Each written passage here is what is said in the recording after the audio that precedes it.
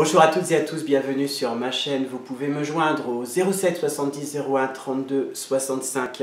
Donc, je vais poursuivre le sujet de la manipulation perverse et tel un phénomène sociétal, point d'interrogation, qui s'est coupé finalement en trois parties. Là, je vais aborder enfin la troisième partie.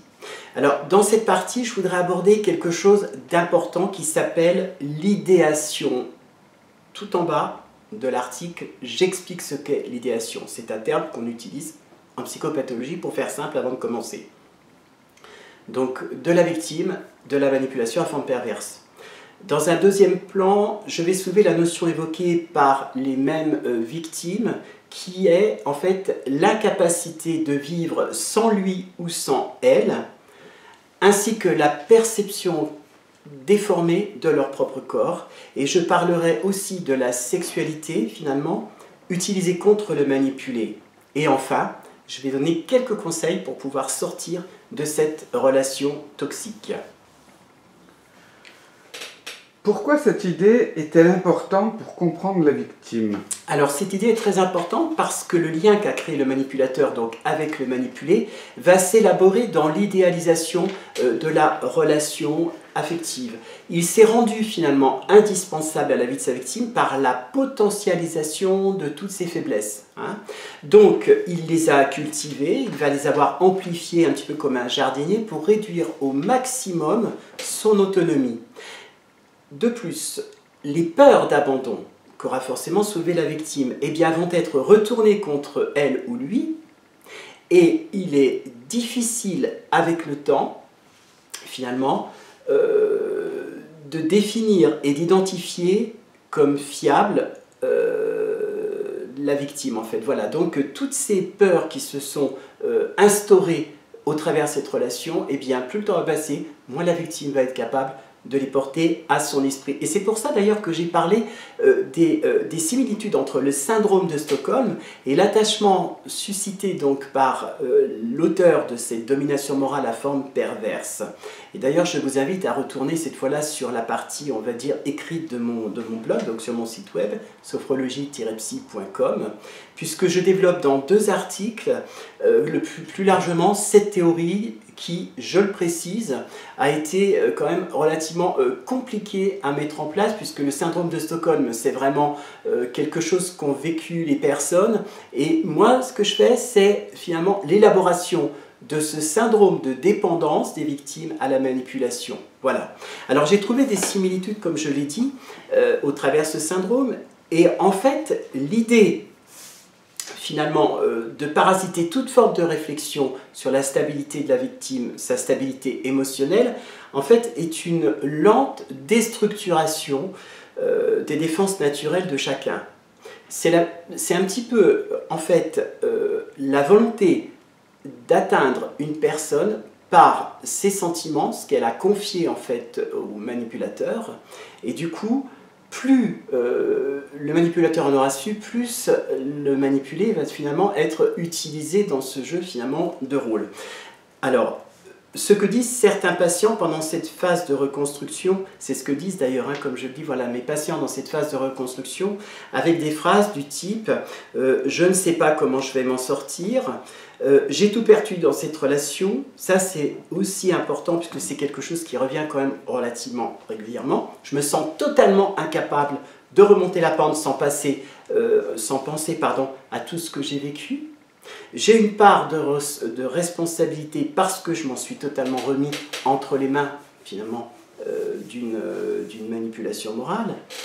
Et comment me reconstruire sans être sûr de qui je suis? Ça, c'est vraiment important, ce qui montre à quel point les personnes qui viennent au cabinet eh bien, sont totalement déstructurées et perdues dans leurs propres histoires. Et ces exemples montrent à quel point, justement, l'atteinte et l'emprise morale est profonde. Et pour moi, toutes ces phrases sont finalement les marqueurs d'un état des lieux introspectif du patient, et ils permettent d'évaluer aussi ces éléments, la dangerosité de ces violences et aussi de leur impact. Comment les manipulés vont-ils percevoir leur rupture? Alors ce qui est intéressant, c'est qu'au début notamment, eh bien, la plupart des patients me parlent de cette envie de revenir à leur ancienne vie. Cette envie, moi, je la considère comme réactionnelle. Attention, pour la plupart. Alors, quand je leur pose la question de refaire, finalement, c'est une reformulation, c'est-à-dire que je vais amener le patient à se poser des questions sur ce qui l'amène à parler de cette envie de retourner vers la victime. Après réflexion, souvent, les victimes vivent un désir de vengeance.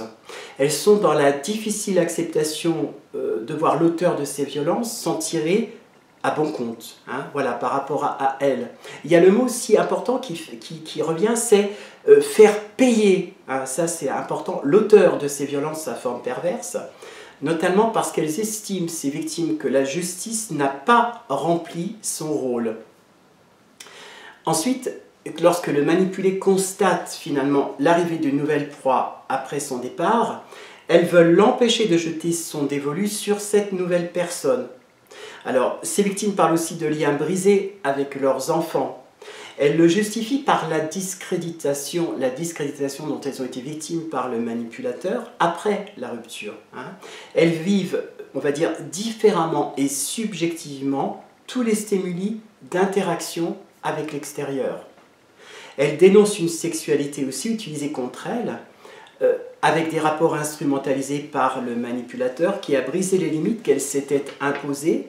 C'est ce qu'elles jugent postérieurement, en fait, comme avilissant. Donc toutes ces reformulations sont vraiment importantes et j'appuie sur le fait que lorsque il y a un enfant dans cette relation, eh bien c'est aussi la rupture avec la famille, donc avec la famille qui a été construite.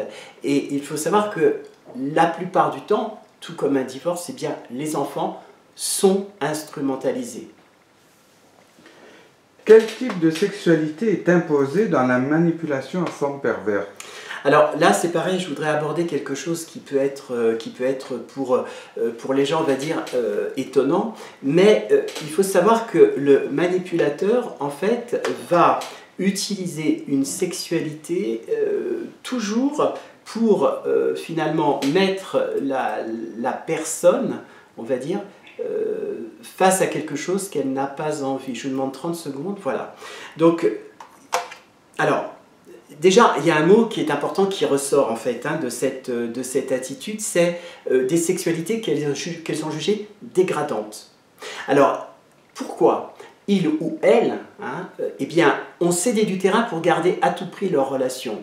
Ça aussi, c'est quelque chose qui me semble être intéressant. Et d'ailleurs, dans le schéma que j'ai étudié, donc les schémas que j'ai étudiés, le manipulé s'est laissé convaincre de sa frigidité. Homme ou femme, et ou de son manque d'ouverture pour d'autres expériences. La menace de relation conjugale a souvent été finalement brandie, on va dire, comme un moyen de pression.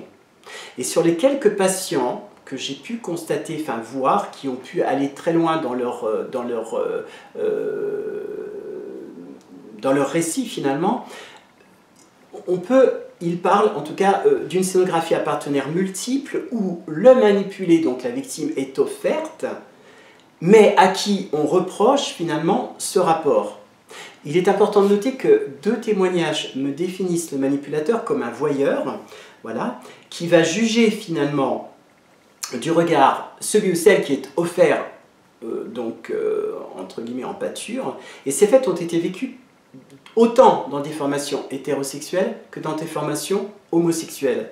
Et c'est donc la dégradation de ces valeurs intrinsèques de la victime qui est importante et qui fait que la victime peut se sentir a posteriori coupable de cette forme de sexualité. Cependant, le fait d'ignorer la toxicité de cette relation, eh bien, empêcher la victime de prendre conscience que c'est la conséquence finalement du être prête à tout, comme je l'ai expliqué tout à l'heure, pour ne pas perdre l'être aimé. Et là, on retrouve de nouveau ce lien de dépendance utilisé à des seules fins personnelles avec des conséquences relativement importantes pour la personne. Comment quitter une relation toxique et manipulatrice? Alors, il y a deux stades qui me semblent être importants. Le premier, déjà le travail du thérapeute, puisque le thérapeute doit faire preuve d'ouverture et d'empathie pour accueillir les victimes qui sont dans un état que j'appelle de détricotage, on va dire, moral extrême. Hein. Alors, elles peinent déjà à admettre avoir été de simples proies. Or, c'est cet élément, finalement, qui va prendre du temps lorsque la relation a été longue. Et entourer ces personnes, c'est aussi leur reconnaître une valeur. Voilà, donc ça c'est important, c'est la première étape, la relation thérapeutique, l'idée de montrer que la victime n'est qu'une victime et qu'elle ne va pas rester dans ce statut de victime, mais qu'elle va évoluer. Ça demande aussi, de la part du thérapeute, une ouverture très large, en sachant que parfois certains récits sont extrêmement lourds et qu'on ne peut pas échapper au transfert contre transfert. Donc ça c'est important. Enfin, dans l'absolu, ce que je dis toujours, c'est qu'il faudrait finalement reconnaître la victime et lui avoir permis de garder des contacts avec l'extérieur, c'est-à-dire de la famille, des amis qui pourraient permettre finalement un hébergement d'urgence et peuvent venir en fait ponctuellement par rapport à l'impératif, en aide à ces personnes.